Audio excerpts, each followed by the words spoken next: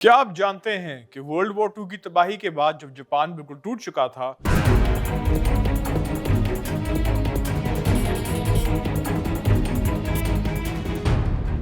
तो किस मुल्क ने उनकी इकोनॉमी को अपने पैरों पर खड़े होने में मदद की?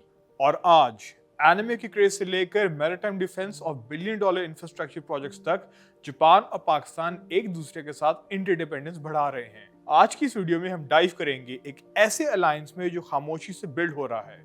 हम समझेंगे इसके पीछे की जियोपॉलिटिक्स, आने वाले वक्त की टेक्नोलॉजी और कैसे जापानीज कल्चर आज पाकिस्तान के यूथ पर छा गया है। हिस्ट्री को थोड़ा रिवाइंड करते हैं। 1948 में जब जापान पर एलाइड फोर्सेस का कंट्रोल था और उनके पास फॉरेन एक्सचेंज नहीं था, पाकिस्तान ने उन्हें रॉ कॉटन और जूट सप्लाई किया। इस रॉ मटेरियल ने जापान की टेक्सटाइल इंडस्ट्री को जिंदा किया। फिर 1952 में जब जापान में खाने की शदीद कमी थी, तो पाकिस्तान ने 60,000 टन ऑफ राइस डोनेट किया। जब चावल वहां पहुंचते थे तो उनकी बोरियों के ऊपर लिखा होता था बकायदा, from the government of Pakistan to the emperor of Japan. आज जापान इस एहसान को भूला नहीं है। JICA यानी जापान इंटरनेशनल कोऑपरेशन एजेंसी के थ्रू जापान पाकिस्तान के टॉप बायलैटरल डोनर्स में से एक है। सिर्फ पिछले कुछ सालों में जापान ने बिलियंस ऑफ येन इन्वेस्ट किए हैं, चाहे वो साउथ पंजाब में मॉडर्न चिल्ड्रंस हॉस्पिटल बनाने में हो या फैसलाबाद का वाटर ट्रीटमेंट सिस्टम एस्टैब्लिश करने में हो। लेकिन बात सिर्फ इकोनॉमिक्स तक महदूद नहीं है। फेडरल और पंजाब गवर्नमेंट ने भी जापान से बहुत कुछ सीखना शुरू किया है। हाल ही में गवर्नेंस और पब्लिक मैनेजमेंट को बेहतर बनाने के लिए जापान की फेमस काइजन फिलॉसफी को स्टडी किया जा रहा है। काइजन का मतलब है कंटिन्यूअस इंप्रूवमेंट। पंजाब गवर्नमेंट की कोशिश है कि अपनी ब्यूरोक्रेसी और एडमिनिस्ट्रेशन को जापान की तरह एफिशिएंट, ट्रांसपेरेंट और प्रोसेस ड्रिवन बनाया जाए ताकि आवाम को बेहतर सर्विसेज मिल सकें। हाउ सक्सेसफुल दिस इंटीग्रेशन और adoption will be only time will tell. Trade balance देखा जाए तो ये हेविली जापान के फेवर में है। हम रॉ मटेरियल्स एक्सपोर्ट करते हैं और वहां से हाईटेक मशीनरी और ऑटोमोबाइल्स इंपोर्ट करते हैं। और अब जापान एक नया पिवट कर रहा है। अपनी एजिंग पॉपुलेशन की वजह से उन्हें स्किल्ड लेबर की जरूरत है और पाकिस्तान का यूथ उनके लिए एक मैसिव ह्यूमन कैपिटल बन सकता है। अब आते हैं सबसे इंपॉर्टेंट पार्ट पर, जियोपॉलिटिक्स और मिलिट्री स्ट्रैटेजी।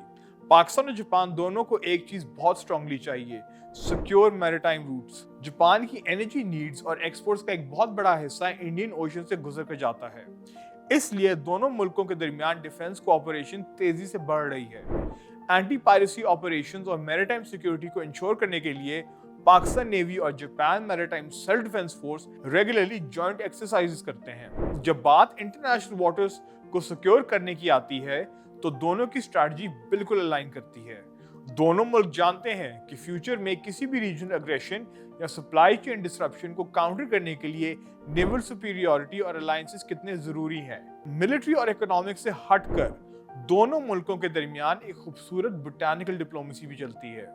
क्या आपने कभी सोचा है कि इस्लामाबाद और हुंजा के वादियों में ये पिंक साकुरा यानी चेरी ब्लॉसम्स कहां से आए? ये दरख्त जापान की तरफ से दोस्ती का एक गिफ्ट था और इसके बदले में पाकिस्तान ने जापान को अपना सबसे खास तोहफा दिया, और वर्ल्ड रिनाउंड मैंगोज। कोविड के दौरान भी जापान ने खास एग्जेम्पशंस दी ताकि पाकिस्तानी सिंदरी और चौंसा आम उनकी मार्केट में आ सकें। आज भी जापान के सुपरमार्केट्स में इन्हें the sweetest mangoes in the world के नाम से प्रमोट किया जाता है। और इस कल्चरल एक्सचेंज ने अब एक रेवोल्यूशन की शक्ल इख्तियार कर ली है। एक वक्त था जब हम सिर्फ टीवी पर ड्रैगन बॉल जी और पोकेमॉन देखते थे। आज पाकिस्तान के मेजर सिटीज में एनिमे और मांगा कन्वेंशंस एक मैसिव ट्रेंड बन चुके हैं। लाहौर, कराची और इस्लामाबाद में हजारों की तादाद में यूथ गीक कॉन और शोगन कॉन जैसे इवेंट्स अटेंड करते हैं।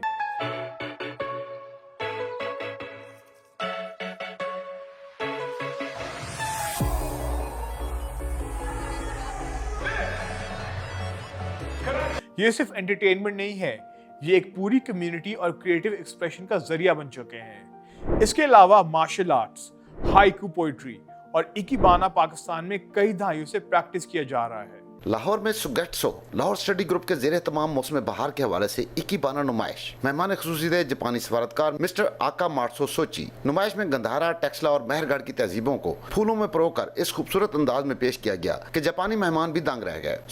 दोनों कल्चर्स में एक अजीब सा रिस्पेक्ट और डिसिप्लिन का बॉन्ड है जो अब न्यू जनरेशन के थ्रू और भी स्ट्रांग हो रहा है।